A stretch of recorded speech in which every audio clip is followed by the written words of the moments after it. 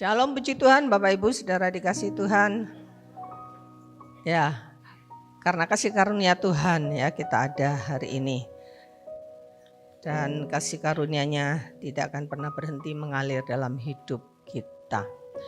Ya, pagi hari ini kita akan belajar sebuah topik tentang bergerak ke arah tujuan Allah. Ya. Di hidup kita ini harus menjadi sebuah pergerakan. Ya. Pergerakannya kemana? Ke arah tujuan Allah. Ya. Ya, hidup ini memang harus punya tujuan. Tanpa kesadaran tentang tujuan hidup, seseorang akan berjalan di tempat, tidak tahu apa yang harus dicapai. Pada akhirnya akan merasa hidupnya tidak bernilai. Kalau seseorang berjalan tanpa tujuan, tanya kemana, ya jalan-jalan, tidak tahu tujuannya kemana. Dia bisa ke utara, dia bisa ke selatan, diputar lagi ke arah timur, ya. Atau akhirnya tidak melakukan apa-apa, ya sekedar berjalan tanpa tujuan. Nah, jadi hidup ini harus punya tujuan. Ya. Setiap kita pribadi harus punya tujuan. Nah, kita melihat dulu rancangan manusia atas sebuah tujuan. Ya, jadi ini rancangan manusia atas sebuah tujuan. Ya. Hampir semua orang memikirkan dan menetapkan bahwa kebahagiaan sebagai tujuan hidup. Setuju enggak? Setuju enggak? Ya, hampir semua orang mungkin menetapkan itu. Ya. Dan Alkitab dan iman Kristen tidak menampik hal ini. Nyataannya bahwa Allah menciptakan dunia yang sedemikian baik untuk dinikmati manusia, untuk membuat manusia itu bahagia. Namun masalahnya manusia itu seringkali tidak memahami makna kebahagiaan yang sesungguhnya. Ya, tentang kebahagiaan ini baru pendahuluan ya, nanti kita akan masuk untuk tujuan hidupnya. Ya. Masalahnya seringkali manusia itu tidak memahami makna kebahagiaan yang sesungguhnya. Ya. Dan manusia tidak tahu bagaimana mencari kebahagiaan. Tidak tahu bagaimana mencari kebahagiaan. Dan akhirnya manusia itu merancang dan mengejar kebahagiaan mereka sendiri. Yang umumnya itu tidak sejati, bukan kebahagiaan yang sejati, yang rapuh, mudah hilang. Sehingga akhirnya pencarian kebahagiaan itu berujung kepada ketidakbahagiaan. Ya, karena kegagalan, karena tidak tahu makna kebahagiaan yang sesungguhnya, sehingga yang didapat akhirnya kebahagiaan. Nah, kebahagiaan itu sesungguhnya bukan sesuatu yang harus dicari. Loh, kita tidak boleh cari kebahagiaan. Ya, kebahagiaan itu bukan sesuatu yang harus dicari, tetapi hasil, perhatikan ya, kebahagiaan ini hasil dari pencarian sesuatu. Mazmur 1 ayat 1-3. Saya harap hafal semua. Berbahagialah apa? Apalnya yang berhasil itu menghasilkan buah pada musimnya, apa saja yang dibuatnya berhasil itu ya.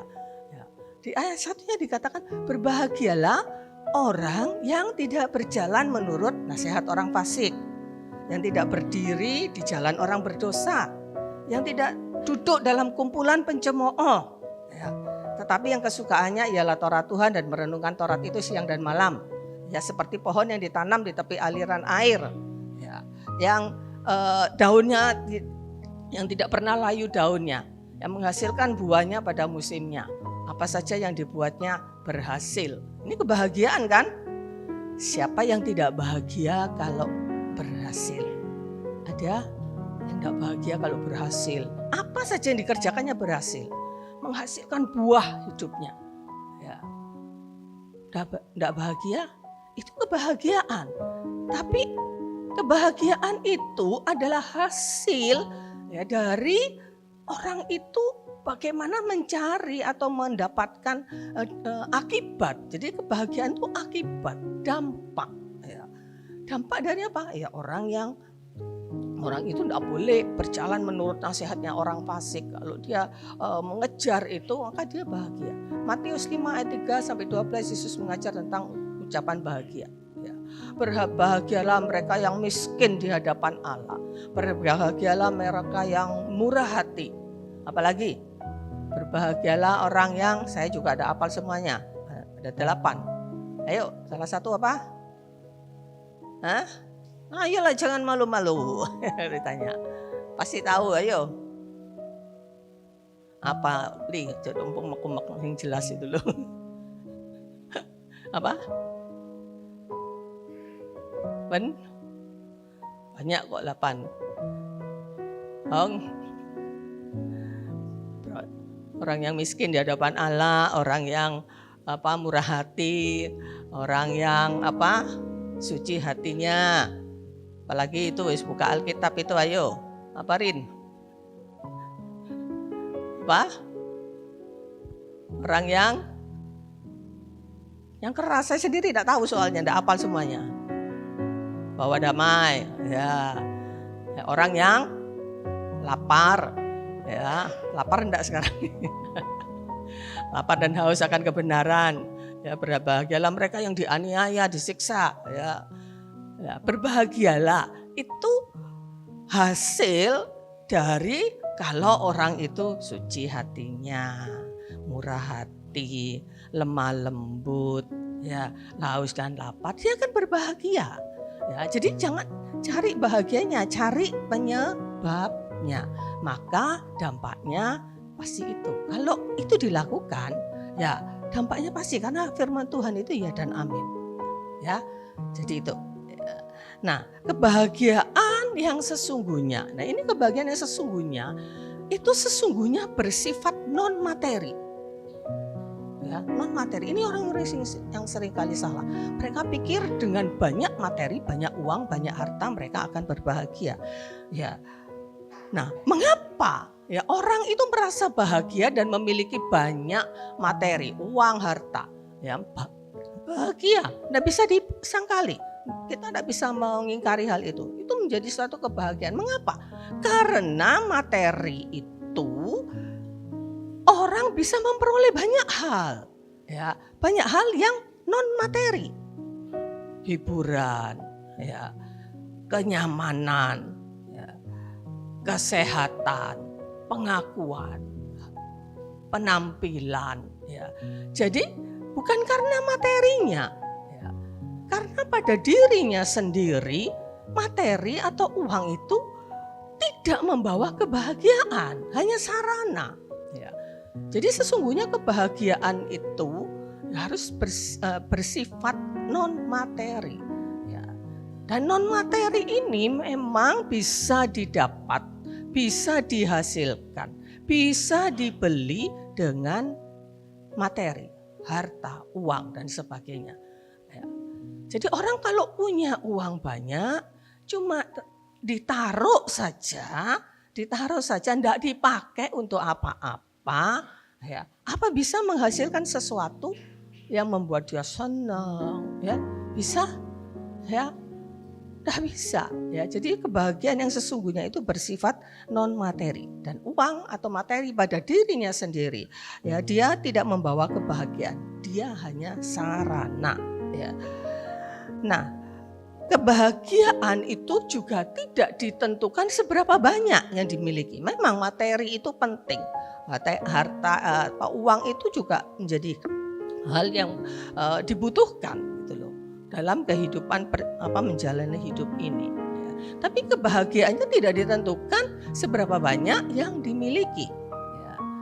Minggu lalu Bapak malah juga menyampaikan ada orang punya harta banyak, ya, dia bisa buat rumah yang kokoh yang dibangun dengan pagar tembok yang tinggi, dia bisa bayar satpam penjaga, dia bisa lakukan mungkin bisa buat ruang bawah tanah untuk berlindung dan sebagainya, ya.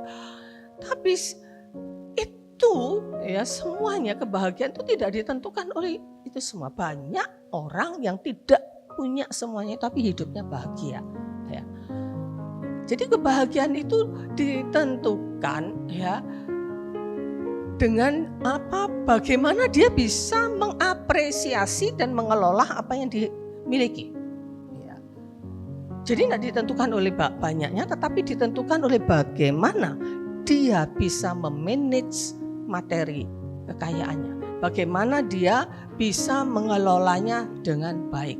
Karena tidak jarang justru materi yang tidak dikelola dengan baik itu berdampak kepada satu ketidakbahagiaan, bahkan bisa mendapatkan menghasilkan kehancuran hidup.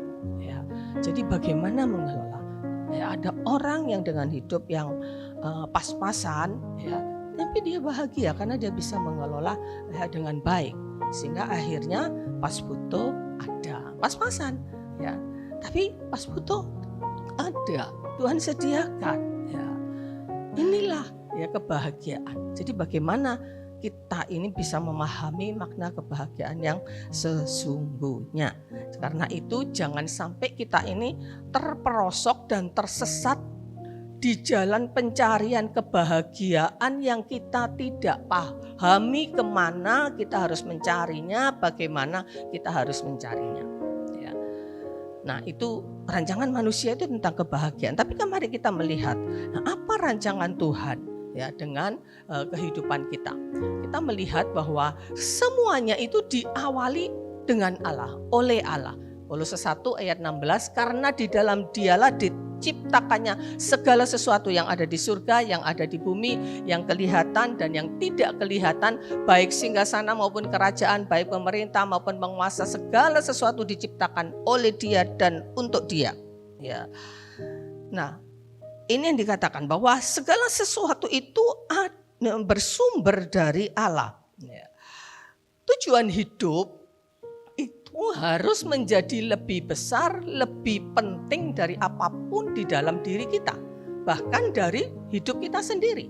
Apa artinya pribadi kita kalau kita tidak punya tujuan? Ya. Tidak ada artinya hidup kita. Ya, sekedar hidup. Ya, semua orang punya tujuan. Ya, walaupun mungkin ya tujuannya hanya tujuan jangka pendek. Ya, asal bisa memelihara anak-anak, bisa membesarkan mereka. Tujuannya anak-anak bisa berhasil, bisa sekolah. Ya, tujuan-tujuan yang jangka pendek dan tujuan-tujuan yang sebetulnya hanya untuk urusan duniawi. Ya. Nah kita melihat bahwa Allah itu pemeran utama, awal segalanya. Dalam Ayub 12 ayat 9 dikatakan siapa di antara semuanya itu yang tidak tahu bahwa tangan Allah yang melakukan hal itu. Di ayat 10 bahwa dalam tangannya, dalam tangan Tuhan itu terletak nyawa segala yang hidup napas bagi setiap manusia. Dalam tangan Tuhan. Ya, kita mau berusaha, kita harus berusaha hidup sehat. Ya, berusaha ya, untuk kalau bisa ya tidak mati. Tapi biasanya orang-orang yang sudah lanjut usia gitu ya, sudah menderita ya, sudah terkapar, udah enggak bisa apa-apa ya, mereka pengen cepat-cepat pulang ya. Tapi tentu kan kita berharap masih panjang umur ya. Selamat ulang tahun Wah. Semua ucapan selamat panjang umur ya. Tidak paham apa artinya panjang umur ya. Nah, bahwa di dalam tangan Tuhan itu terletak setiap napas yang hidup. Jadi artinya Tuhan yang pegang napas kehidupan kita. Dan Dialah yang menciptakan kita, yang menghendaki kita ada. Ya, jadi Dia tuh tidak hanya memegang napas hidup kita, akhir hidup kita bagaimana, tetapi Dia yang memulai. Dia yang memulai, Dia yang menghendaki kita ada. Ya, di dalam Allah lah kita menemukan. Ini yang benar ya, di dalam Allah kita menemukan identitas, jati diri, makna, tujuan dan masa depan kita. Ya, bukan dengan pemikiran kita sendiri, ya dengan harta kita bisa membangun identitas kita. Oh, bahwa saya orang yang terhormat, saya orang yang disegani. Ya, kita menemukan identitas jati diri kita adalah orang yang dipandang oleh masyarakat. Ya, itu pandangan manusia. Ya. Tetapi mari kita menemukan identitas diri kita di dalam Tuhan, bahwa kita berharga karena Tuhan mati untuk kita, menebus kita dengan harga yang mahal, menjadikan kita berharga dan tidak berhenti sampai di situ. Ya. Dan Allah bukan hanya titik awal, bukan titik awal sekedar memulai sesuatu di dalam kitab Filipi 1 ayat 6, bahwa Dia yang memulai segala sesuatu yang baik di dalam kita, Dia juga yang akan menyelesaikannya. Ya, jadi sampai akhir hidup kita, Dia berkarya. Ya, Dia berkarya dalam seluruh aspek kehidupan kita, dan Dia harus menjadi sumber segalanya karena memang Dia adalah sumber dari segalanya. Ya, karena itu kita jangan salah mencari, ya, mencari apapun itu, hikmat mencari apa. Ya, Dia sumber hikmat, sumber kebenaran, sumber pertolongan, sumber penyediaan dan semua yang kita butuhkan. Jangan mengandalkan kekuatan kita sendiri. Kita harus bekerja. Ya, kita harus berusaha, ya, kita harus berinovasi, ya, di tengah-tengah kesulitan ekonomi sekarang ini. Tetapi sumber segalanya adalah Tuhan. Ya, butuh hikmat, minta dari Tuhan. Barang siapa yang kekurangan hikmat, ya, dia minta kepada Tuhan. Dalam surat Yakobus dikatakan begitu. Sumber kebenaran, Yesus itu adalah kebenaran, firman-Nya itu adalah kebenaran. Sumber pertolongan, ya, penyediaan, dan semua yang kita butuhkan itu semuanya dari Tuhan. Ya, Allah menciptakan alam semesta ini juga, ya, untuk kita. Ya. Jadi semua hidup kita ini, keberadaan kita ini bukan tentang kita, tetapi tentang Allah. Pahami ini benar, ya, masukkan dalam hati kita, ya, bahwa hidup saya ini bukan tentang saya. Ya. Bukan tentang saya, tetapi tentang Tuhan. Karena Dia yang memulai bekerja terus sampai kepada akhirnya. Hidup kita bukan apa? Ya, kita baca sama-sama, ya, dari dari kalimat ini. 1, 2, 3.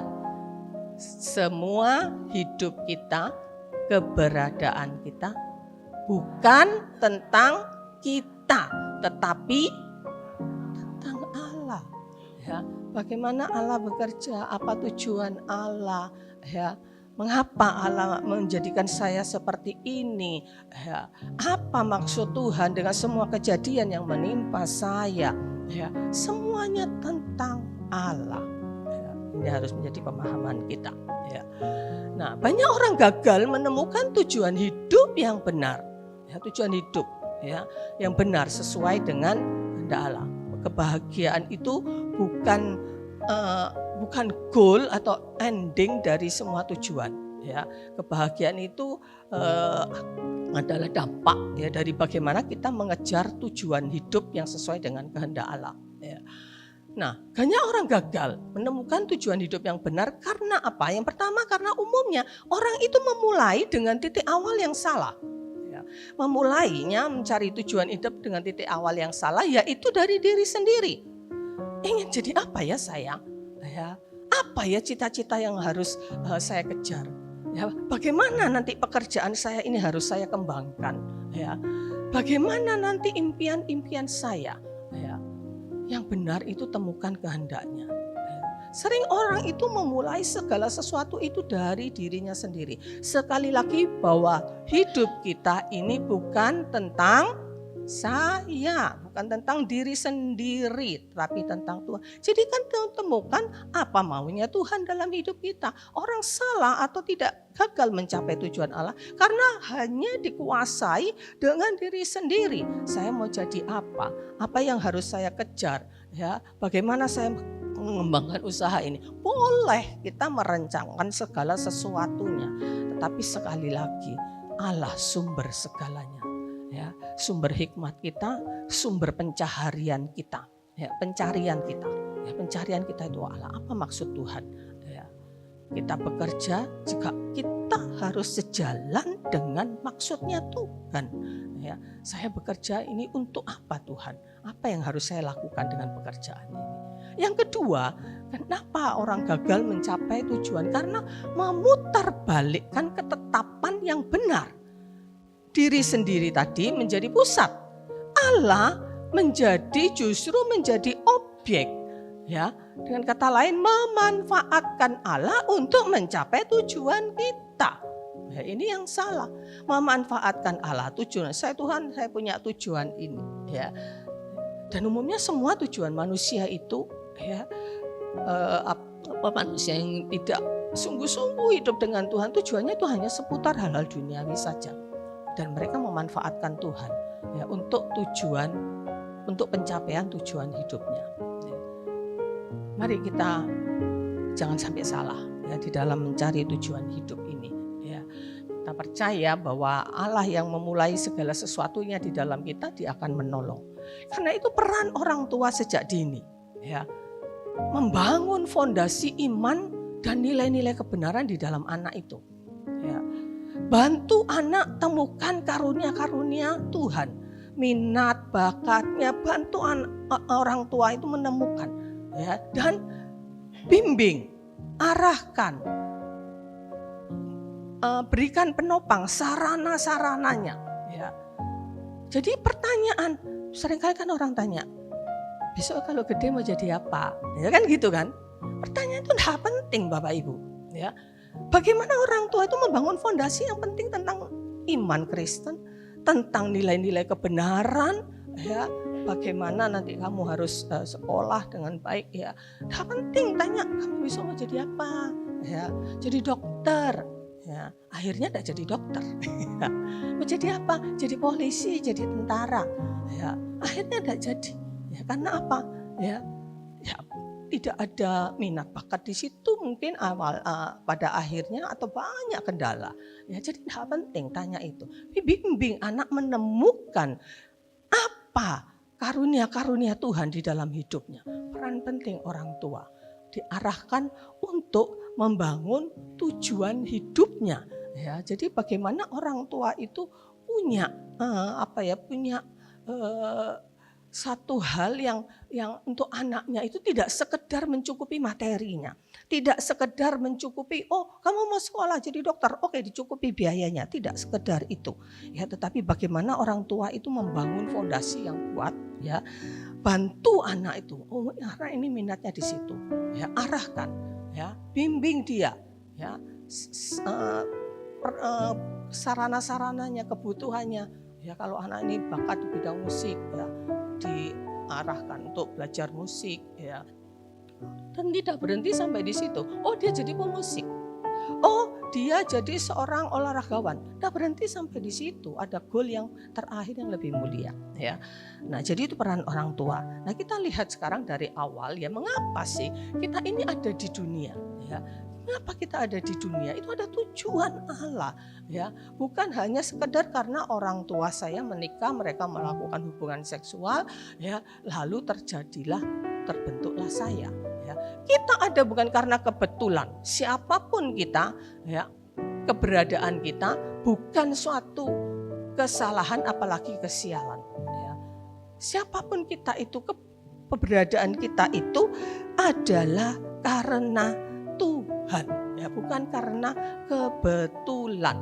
Dan orang tua mungkin bahkan tidak merencanakan, ya. Kemarin baru saya lihat baca di mana, ya, di medsos atau gimana, ya, ada orang tua yang tidak merencanakan, baru masih usia SMP mereka hamil di luar nikah, ya, waktu melahirkan, ya, dia berusaha melahir sendiri di kamar mandi, tali pusarnya tidak dibawa, baru kemarin saya baca.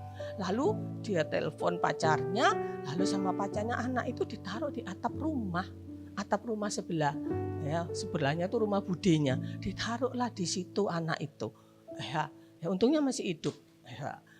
Orang tuanya mungkin tidak menghendaki, ya, tetapi Allah merencanakan dan menghendakinya jauh justru sebelum kita ada. Tuhan sudah merancangkannya. Sebelum dunia dijadikan, Tuhan sudah merancangkan keberadaan kita hari ini, ya. Jadi semuanya dimulai dari Allah, dan Dia dengan terencana menentukan ras kita, warna kulit, talenta dikaruniakan. Tidak ada satu orang pun yang lahir tanpa karunia Tuhan. Memang ada yang banyak, ada yang sedikit, ya, berbeda-beda. Ya, ada yang dikasih talenta ini, kemampuan, karunia-karunia. Ya, banyak, Tuhan tuh punya segala karunia. Ya. Dan dia dengan terencana menentukan ras kita, warna kulit kita, ya, keunikan pribadi kita, kepribadian kita.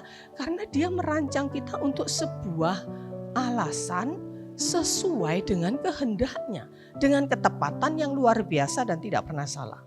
Ini kalau kita berjalan sesuai dengan rencana Tuhan. Dengan sebuah ketepatan dia merancang kehidupan kita seperti ini, ya, tanpa kesalahan. Ya, kesalahan bisa terjadi melenceng karena kita tidak bisa paham kehendak Allah. Nah, itu Mazmur 139 saya langsung ambil dari terjemahan The Message, ya. Ini mengatakan, engkau mengenalku lahir batin. Engkau mengetahui persis bagaimana aku dijadikan sedikit demi sedikit. Bagaimana aku dipahat dari kehampaan menjadi sesuatu. Ya. Kalau di dalam terjemahan bahasa Indonesia, Tuhan, tulang-tulangku ini tidak tersembunyi di hadapan. Engkau tahu, ya, Tuhan yang menenun kita sejak dari kandungan ibu, ya. Nah, tapi dari terjemahan The Message ini ada sebuah kalimat yang bagus bahwa kita ini dipahat dari kehampaan menjadi sesuatu. Ya. Nah, memang tujuan itu terbentuk dari kompleksitas, dari kerumitan dan keteraturan. Itu tujuan itu terbentuk dari kerumitan, kompleksitas dan keteraturan. Ya, itu tujuan itu terbentuk dari dua hal ini. Ya. Nah, begitu kompleksnya tubuh kita. Aduh, kok saya memikirkan tubuh manusia ini betapa kompleksnya. Ya, sistem peredaran darah saja begitu kompleksnya. Ya, sistem pencernaan, sistem saraf, ya, kemudian sistem tulang-tulang ini apa namanya, kerangka tubuh kita itu, ya, begitu luar biasanya, ya, di tulang punggung itu, ya, bagaimana menopang, ya. Semuanya itu begitu rumitnya, itu baru tubuh, ya, belum pikiran manusia yang bisa aneh-aneh.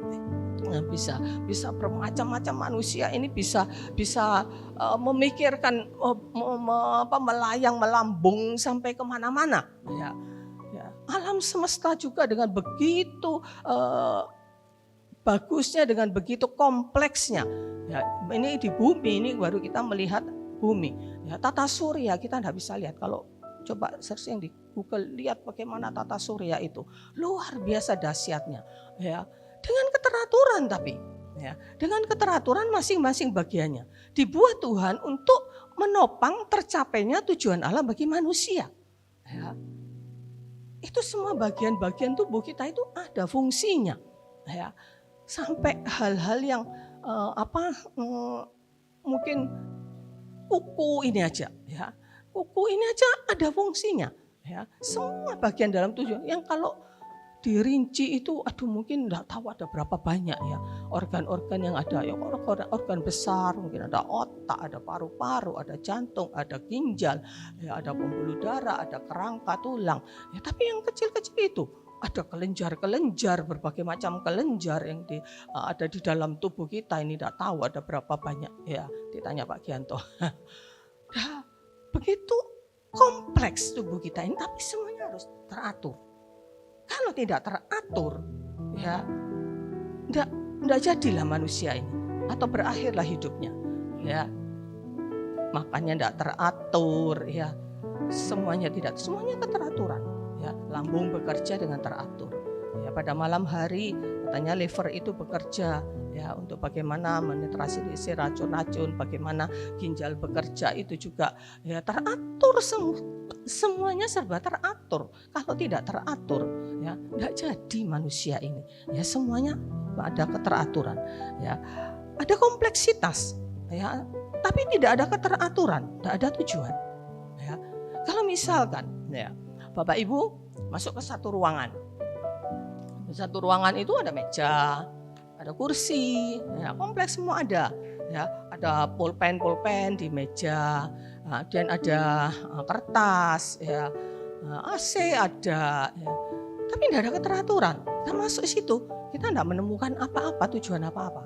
Tapi kalau kita masuk ke ruangan situ, kursinya tertata dengan rapi, Ya, di masing-masing depan meja itu ada block note, ada pulpen. Ya, lalu ada air mineral ditata di situ. Ya, ada LCD dengan layar yang disiapkan, AC nyala. Kita tahu ada tujuan. Apa tujuannya? Ada pertemuan pasti, ada rapat, ya rapat direksi misalkan. Ya, lalu Bapak Ibu masuk ke sini ya pada jam ibadah seperti ini, ada keteraturan. Ya kursinya diatur seperti ini. Coba kalau hari-hari biasa masuk ke sini, ya kursinya ditumpuk, situ sound system ada. Ya, sound system ada, AC ada. Ini ada keteraturan. Kursinya tidak ditata rapi, ya sound systemnya juga tidak nyala. Ya, tidak tahu, tidak ada tujuan. Tapi kalau ada tujuan untuk ibadah, maka dibuat semuanya serba teratur. Ya. Bapak Ibu tahu orang ini? Sudah, ini mendunia loh sudah. Siapa? Ada yang ingat namanya? Nick Vujicic. Ya. Orang ini secara kompleksitas tidak terlalu lengkap, ya, tidak terlalu rumit. Ya, tapi rumit juga sih kalau di dalamnya. Tidak punya tangan, tidak punya kaki.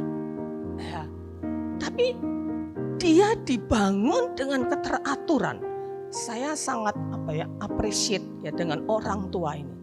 Coba bayangkan Bapak Ibu kalau melahirkan anak, lalu anaknya seperti ini. Ya, nah, sedikit orang tua yang akhirnya membuang anaknya karena cacat. Ya. Dia disabilitas, tidak lengkap. Ya, secara kompleksitas ya, walaupun secara organ tubuh lengkap. Ya, tetapi bagaimana orang tua membangun keteraturan dengan anaknya? Bagaimana dia dilatih bisa berjalan? Bukan sekedar berjalan, tapi dia bisa melakukan segala sesuatu sendiri. Ya pasti orang tuanya punya peran penting. Ya, karena anak dari lahir dengan kondisi seperti ini, apa yang bisa dia buat sendiri? Usia anak-anak sekolah, orang tuanya bangun dengan keteraturan, melatih dia bisa berenang. Ya, dia kemudian bisa menikah. Ya, dia bisa melakukan segala sesuatunya sendiri. Dia dengan bantuan orang, dia menciptakan alat-alat.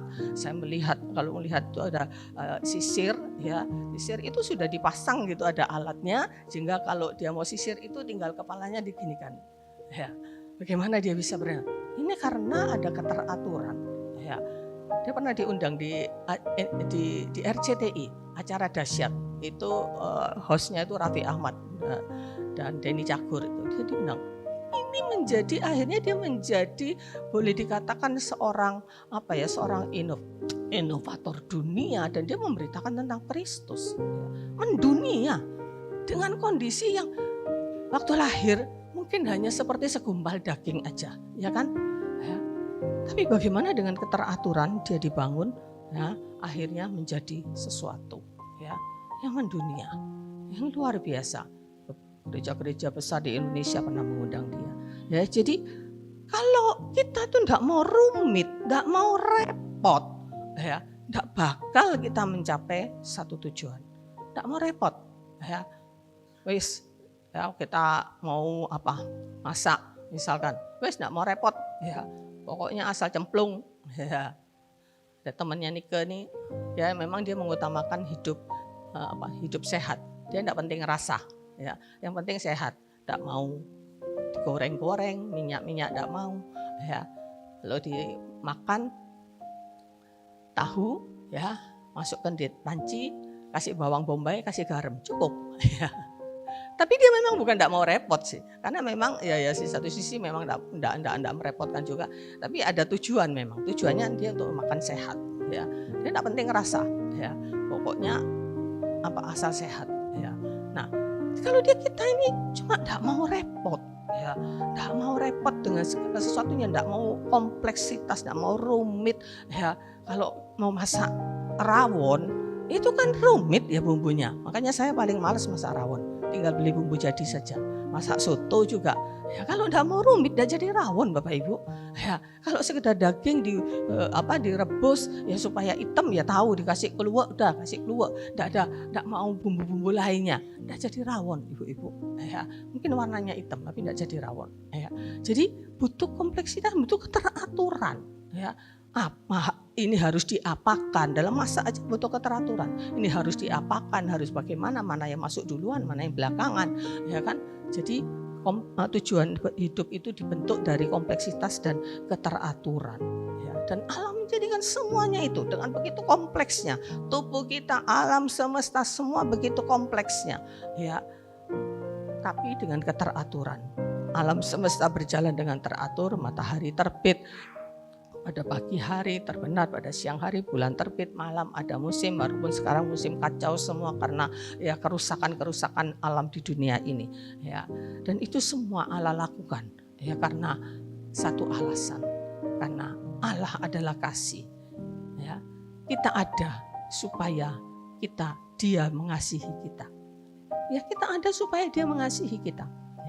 Di dalam ayat 16 dari Mazmur 139 tadi dari terjemahan firman Allah yang hidup, sebelum aku lahir engkau telah melihat aku. Ya, sebelum aku mulai bernapas, engkau telah merencanakan setiap hari hidupku, setiap hariku tercantum dalam kitab-Mu. Ya, jadi Allah dengan teratur, dengan rapi merancang semua. Itu semuanya karena Allah itu adalah kasih. Ya, Dia melakukan semuanya itu. Loh, kok kasih kok kayak Nick Vujicic itu kalau hidupnya seperti itu. Ya, dia kalau tidak hidupnya seperti itu, ya tidak mengalami disabilitas seperti itu, dia tidak akan jadi berkat bagi banyak orang mungkin. Ya, justru dengan aturan yang Tuhan buat dalam hidupnya menjadi seperti itu, dia menjadi berkat bagi banyak orang. Ya, nah sekarang kita melihat bahwa kita bagi kemuliaan Allah. Tujuan alam semesta termasuk manusia ini semuanya untuk kemuliaan Allah. Ini tujuan besarnya, ending goal akhirnya itu untuk kemuliaan Allah. Tanpa kemuliaan Allah, segala sesuatu itu tidak punya nilai apapun. Ini penting harus kita camkan dalam hati kita. Tanpa kemuliaan, harta yang kita punya begitu banyak tidak punya nilai. Tanpa kemuliaan Allah, ya, tubuh kita ini yang begitu luar biasa dahsyatnya keberadaan tubuh kita ini tidak akan ada apa-apanya. Ya, jadi tujuan semuanya itu untuk kemuliaan Allah. Kemuliaan Allah itu apa sih? Kemuliaan Allah itu adalah keberadaan Allah dengan hakikatnya, dengan kuasanya yang luar biasa tanpa batas, ya dengan karakternya yang baik, dengan pengaruhnya, kemegahannya, kasihnya, ya, kebaikannya dan semua sifat hakiki yang kekal yang tidak ada satupun makhluk di dunia yang bisa menyamainya. Inilah kemuliaan Allah, mengatasi semua yang ada di dunia ini. Ini kemuliaan Allah, ya. Dan manusia diciptakan ya untuk kemuliaan Tuhan, ya. Dan kemuliaan Allah yang termulia itu tampak di dalam diri Yesus Kristus. Karena Kristus sang terang dunia itu, kita tidak lagi buta tentang Allah. Ya, di dalam Injil Yohanes 1 ayat yang ke-14 dikatakan, firman itu telah menjadi manusia ya, dan diam di antara kita, dan kita telah melihat kemuliaannya, yaitu kemuliaan yang diberikan kepadanya sebagai anak tunggal Allah, penuh kasih karunia dan kebenaran. Karena Kristus kita bisa melihat kemuliaan Allah. Kenapa? Itu kan pribadi yang luar biasa. Kita tidak bisa memahami Allah, kita tidak bisa melihat kemuliaan Allah ya lewat alam kita bisa, tapi kemuliaan Allah yang utama kita bisa nampak lewat kehidupan Yesus Kristus selama Dia ada dunia. Ya, kita diciptakan untuk kemuliaannya. Yesaya 43 ayat yang ke-7, semua orang yang disebut dengan namaku yang kuciptakan untuk kemuliaanku yang ku bentuk dan yang juga kujadikan. Jadi kita ini dirancang untuk kemuliaan Allah dan juga untuk kesenangannya Tuhan. Efesus 1 ayat yang ke-5 itu dari terjemahan Today English Version, ya Today English Version. Karena kasihnya Allah telah memutuskan bahwa melalui Yesus Kristus Dia akan menjadikan kita anak-anaknya. Inilah kesenangan dan tujuan Allah. Ciptakan kita ini memang untuk kesenangannya, untuk kemuliaan Tuhan. Bukan Tuhan itu egois, tapi justru disitulah letak tujuan hidup dan kebahagiaan manusia yang sesungguhnya. Jadi kita ini diciptakan untuk kemuliaan Allah dan untuk kesenangan Allah. Sekali lagi ini tujuan besarnya, ya. Dan Yesus itu menggenapi tujuan Allah. Katakan, Yesus memuliakan dan menghormati Allah dengan cara memenuhi tujuannya di bumi. Tujuan Allah di apa Kristus ada di bumi? Dipenuhi.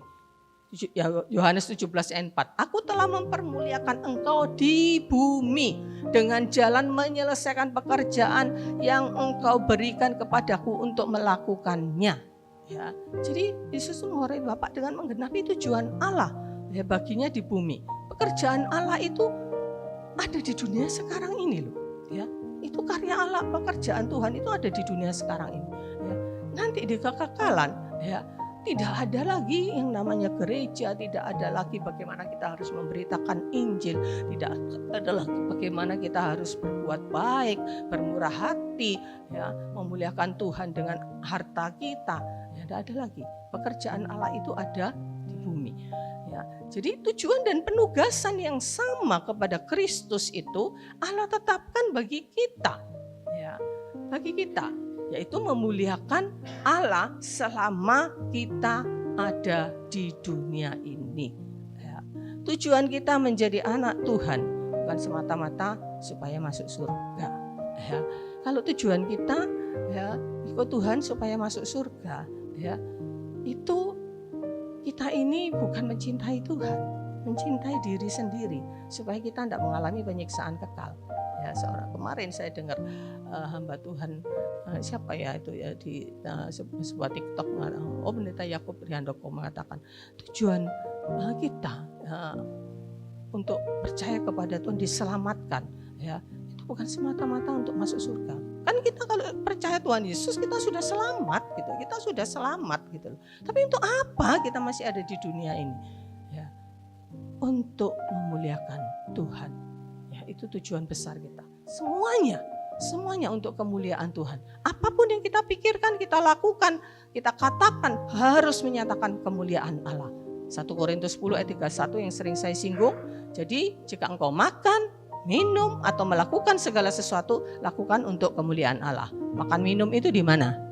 Di dunia, di surga nanti tidak perlu makan minum, enggak usah repot nanti. Aduh di surga nanti ada makanan apa? Ini enggak ya?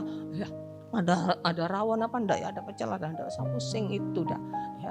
Makan minum itu di dunia itu pun untuk kemuliaan Tuhan ya. Ayat ini ya kelihatannya pemahamannya mudah tapi pelaksanaannya kan sulit ya. Kita makan kan karena makanannya enak ya, karena kita suka ya, karena kita ya apalagi orang yang orang yang aduh benar-benar boleh dikatakan gila makan gitu lah ya.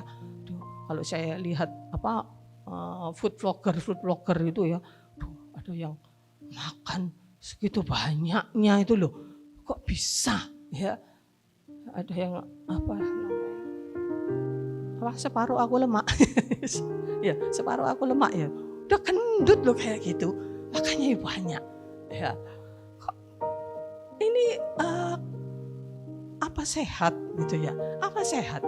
Nah, dia buat itu sekedar untuk untuk mendapatkan duit gitu ya. Namanya untuk ya YouTuber ya, dia dapat duit dari situ gitu. Tapi kalau makan sampai seperti itu apakah memuliakan Allah?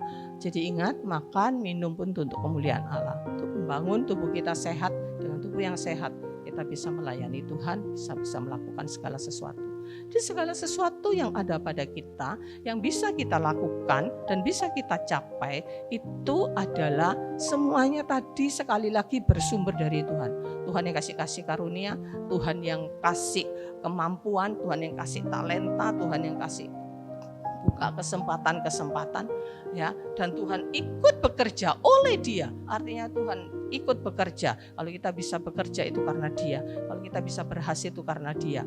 Dan jangan lupa ada lagi ya, semuanya adalah dari Dia, oleh Dia, kepada Dia. Artinya harus untuk Tuhan, jangan cuma berhenti di situ ya. Jadi inilah kehidupan kita itu ya. Semuanya dimulai dari Tuhan, bukan dari diri saya.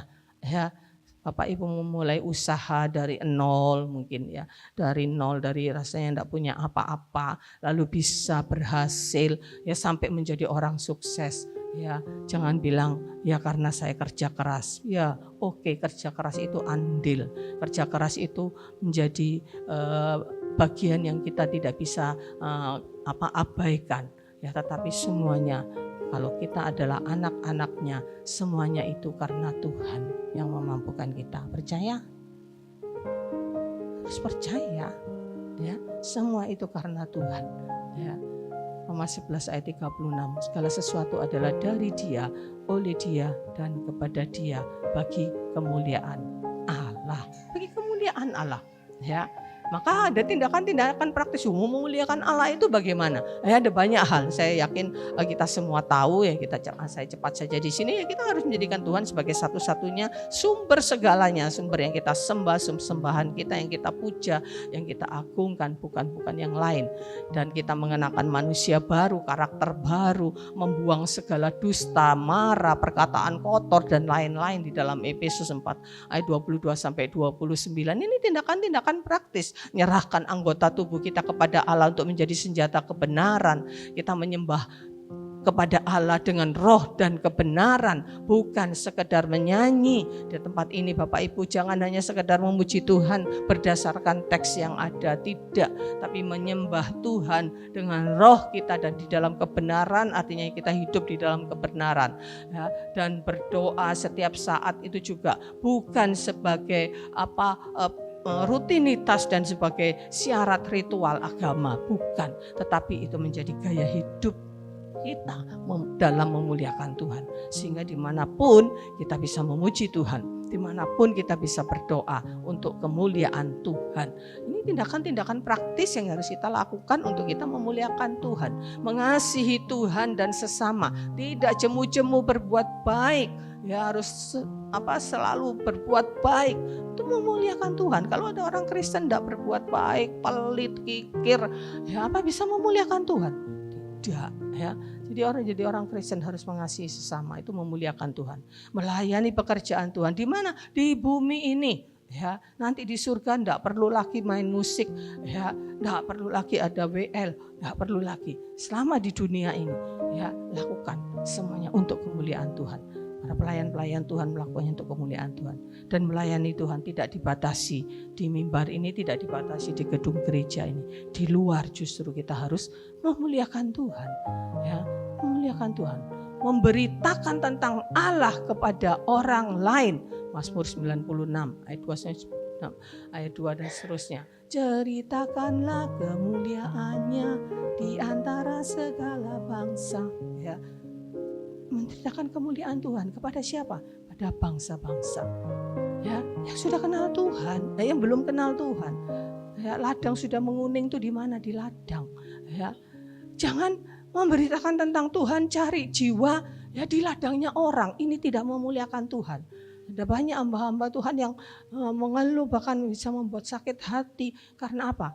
Karena jemaatnya diusung ke gerejanya. Ya, enggak cari jiwa di luar, cari jiwa di ladangnya, di rumah Tuhan, hanya memindahkan jiwa-jiwa. Ya, itu enggak memuliakan Tuhan karena menyakiti orang. Ya, menyakiti gembala yang kehilangan, walaupun itu dombanya Tuhan. Kita sebagai yang punya pekerjaan ini, domba-domba ini bukan milik kita, tapi kita harus mengembalakannya dengan baik. Ya. Dan kalau itu diambil ya, secara manusia pasti menyakiti.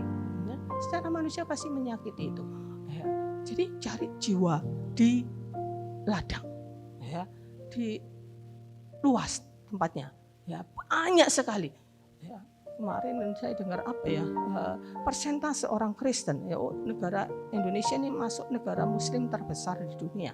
Ya, orang Kristen itu nggak tahu ya, kemarin itu dibilang orang muslimnya itu sekitar 230 lebih juta, ya, 230 juta lebih berapa, ya, berarti sisanya itu dibagi, yang ada aliran kepercayaan, ada Hindu, ada Buddha, orang Kristen nggak tahu, saya nggak sempat meneliti statistiknya, mungkin nggak sampai 10%, jadi masih terlalu banyak ladang itu, ya, buat apa, ya kita itu cari jiwa demi supaya bisa bangun gereja, mungkin ditargetkan 100 orang ya, pokoknya siapa saja ditarik ya. Itu tren sekarang begitu, ya. Apakah itu memuliakan Tuhan? Ya, tidak memuliakan Tuhan, menyakiti orang. Ya sebetulnya yang gembalanya tidak boleh sakit hati. Ya kami tidak pernah takut gitu ya. Cuma katakan ya kehilangan domba-domba. Ya kalau memang dombanya domba yang sering senang jalan-jalan gitu ya, maka silakan. Ya kita tidak bisa menahan juga gitu loh. Ya, tetapi mari ya kita juga bisa memahami bagaimana kita. Kalau gereja itu gereja yang memang membuat kita tidak bertumbuh, ya nggak mengajarkan tentang kebenaran, jangan terus di gereja itu, nggak tumbuh. Ya memang gereja itu tidak mengajarkan kebenaran, ya saudara tidak diajar bagaimana tentang firman, ya jangan bertahan di situ. Silahkan cari gereja yang bisa membuat engkau bertumbuh gitu loh. Ya tetapi bagaimana kita, yang penting itu bagaimana hidup kita ini bisa memuliakan Tuhan, menceritakan kemuliaan Tuhan, menceritakan perbuatan Tuhan di antara segala bangsa. Aduh, di antara segala bangsa ini sulit ya, tapi sekarang dengan media sosial kita bisa mencapai banyak orang ya di luar sana yang tidak bisa kita jangkau ya dengan tatap muka mungkin, tetapi kita bisa lewat banyak hal kita bisa melakukannya ya. Nah selain tujuan besar secara umum, Allah itu punya tujuan-tujuan khusus untuk setiap pribadi kita sendiri ya, punya tujuan khusus yang berbeda-beda ya, dan itu harus kita sendiri yang menemukannya ya. Ini tadi peran penting orang tua tentu ya, membangun ya, menemukan talenta-talentanya itu peran penting orang tua. Ya, setelah itu kalau anak itu dibangun bagaimana dia mencari identitas dirinya di dalam Kristus ya, dan Kristus bekerja di dalam dia jadilah orang yang sesuai dengan tujuan Allah. Ya, kita sendiri harus menemukan ya dari talenta-talenta, karunia, bakat, kesempatan yang Tuhan beri, dan yang terutama dari kedekatan kita dengan Tuhan yang akan menuntun, mengarahkan tujuan kita. Ya, saya tidak pernah kepengen jadi pendeta. Ya, anak-anak saya juga dulu, Panuel kalau ditanya mau jadi pendeta, enggak. Saya sama sekali tidak kepengen jadi pendeta. Ya, saya kepengennya sekolah, saya senang sekolah. Ya, saya kalau ditanya gitu orang tua, mau jadi apa besok? Gitu ya. Saya selalu jawabnya, pokoknya saya mau sekolah sampai tidak ada sekolah yang lebih tinggi lagi. Ya, faktanya ya sekolah kuliah farmasi tidak sampai selesai. Ya, farmasi zaman dulu itu 7 tahun dah. Kedokteran juga ya Pak Gianto ya. Ya, kuliah tok itu 5 tahun. Sekarang kan sistem semester. Kuliah tok untuk kuliah praktek 5 tahun. Tahun ke-6 baru ujian ya, baru setelah itu skripsi. Saya ini sudah tahun ke-6 ujian, satu mata kuliah sterilisasi waktu itu praktek ya. Praktek guru, dosennya memang antik ya. Dosennya itu memang antik. Pertama itu banyak yang gagal, hampir semua gagal. Oke, saya terima. Yang ujian kedua, ya saya ini sudah cross check ya dengan teman saya, hasilnya persis sama semua sudah. Oke, yakin. Teman saya lulus, saya enggak lulus. Suruh ngulang lagi. Ya detik saya waktu itu memang enggak tahu orang yang keras kepala. Detik itu juga saya tinggalkan kampus. Detik itu juga terakhir.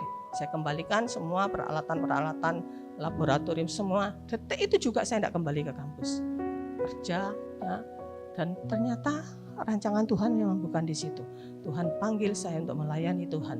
Ya dengan cara yang tragis memang.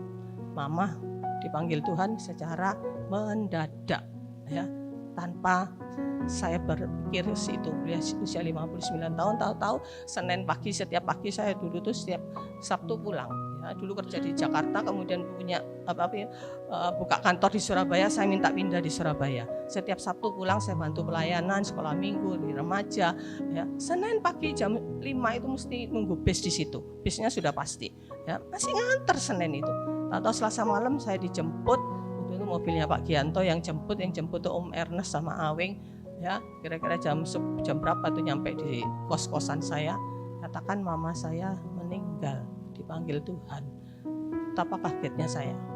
Tapi dalam perjalanan itu, Tuhan itu sudah memberikan inspirasi bahwa saya harus pulang. Saya harus pulang ini, saya tidak bisa lagi. Ya, akhirnya walaupun dengan proses yang agak panjang baru saya bisa meninggalkan pekerjaan itu. Karena tidak bisa langsung ditinggal. Ya, nggak bisa langsung ditinggal, saya minta.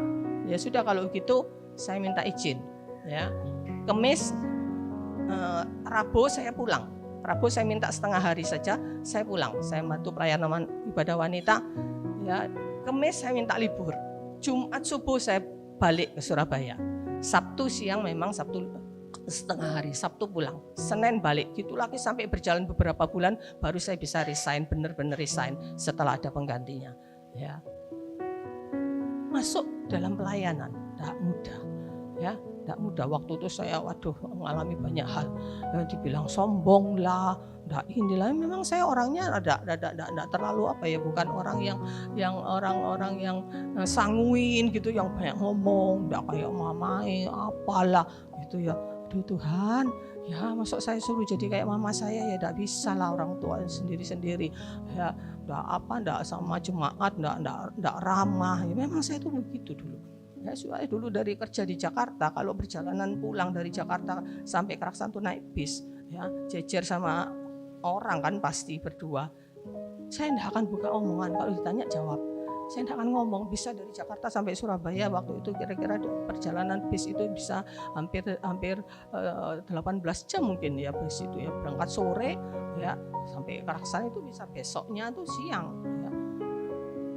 Bapak Ibu, mari ya kita merancang tujuan kita sendiri ya. Kalau itu Tuhan tidak kehendaki, Tuhan akan belokkan bagaimana caranya ya. Akhirnya saya sadari, ya Tuhan, kalau Tuhan memang menghendaki saya untuk melayani di sini, ya satu doa saya, minta suami yang hamba Tuhan, minta suami yang hamba Tuhan. Ya waktu itu usia saya sudah 32 tahun, Mama dipanggil 30 tahun, Mama dipanggil 26 April tahun 88, 30 tahun saya minta suami. Ya, saya pernah pacaran gitu ya, tapi ya tidak jadi, gitu. Minta suami. Ya. Tuhan kasih suami yang hamba Tuhan. Ya, pertama masih bingung. Ini gimana dia punya pelayanan di Nusa Dua? Ya gitu loh. Ya, enggak mungkin juga saya pulang ini karena saya merasa papa saya enggak mungkin bisa sendiri. Enggak bisa papa saya bisa sendiri. Ya waktu bersama mama lebih banyak ambil peran gitu ya. Nah, bisa ya, bayar bagian kunjungan, besuk sepedaan itu papa saya. Ya. Tapi untuk kadang ambil keputusan apa, masalah keuangan apa itu, akhirnya ini saya pikir sia-sia ya, kuliah ya hampir 7 tahun ya, kerja berapa tahun saya dari tahun 83 ya, saya masuk kuliah 77 ya sampai 6 tahun, 83 kerja sampai pulang 89 fixnya saya pulang. Berapa tahun terbuang sia-sia ya karena tidak pernah cari kehendak Tuhan. Ya, kita harus temukan dari kedekatan kita dengan Tuhan yang akan menuntun, mengarahkan kita ke arah tujuannya. Jadi Bapak Ibu Saudara kasih Tuhan, sebagai penutup bahwa hidup kita di dunia ini adalah anugerah. Ya, hidup kita di dunia ini adalah anugerah. Ya, semua yang kita miliki di bumi ini adalah milik Tuhan yang hanya Tuhan percayakan dan Tuhan pinjamkan kepada kita. Kita tidak punya apa-apa di dunia ini, dan hidup kita di dunia ini adalah penugasan. Ya, kehidupan sekalipun kita diciptakan untuk kekekalan, ya dalam Mazmur 119 ayat 19 ya kita diciptakan untuk kekekalan, tetapi ada penugasan khusus selama kita ada di dunia ini. Karena mari kita hidup di dunia ini ya harus digerakkan ke arah tujuan Tuhan, dan kita harus mau bergerak ya. Kalau Tuhan menggerakkan kita tidak bergerak, kita juga tidak akan sampai. Jadi hidup kita harus digerakkan dan bergerak ke arah tujuan Allah. Jangan mengerahkan semua daya, potensi, kemampuan, materi semua yang kita miliki hanya berfokus ya kepada diri sendiri dan tidak berdampak apapun untuk kekekalan. Hartanya banyak tetapi tidak berdampak apapun. Karena itu sampai Tuhan Yesus bilang, simpan aja hartamu di surga, dibunyi banyak pengat dan karat yang akan merusak dan menghancurkannya. Jadi Bapak Ibu Saudara yang dikasihi Tuhan, mari kita bergerak ke arah tujuan Allah. Kita ada karena kehendak Tuhan. Warta Jemaat. Mari seluruh jemaat bergabung dalam komunitas sel untuk bertumbuh bersama-sama, belajar dan saling berbagi. Untuk penempatan komsel dapat menghubungi Bapak Gembala. Ibadah wanita hari Rabu pukul 5 sore di gereja. Ibadah doa dan komunitas doa pelayan Tuhan hari Jumat pukul 6 sore. Ibadah raya pertama pukul setengah 7 pagi, sekolah minggu dan remaja, pukul setengah 9 pagi. Ibadah raya kedua pukul 4 sore. Selamat ulang tahun kepada jemaat yang berulang tahun dalam minggu ini, kiranya Tuhan memberi kesehatan, kedewasaan rohani, berkat dan damai sejahtera. Senin tanggal 11 November pukul 5 sore, ada pelajaran untuk menyampaikan firman Tuhan dan menafsirkan Alkitab secara sederhana.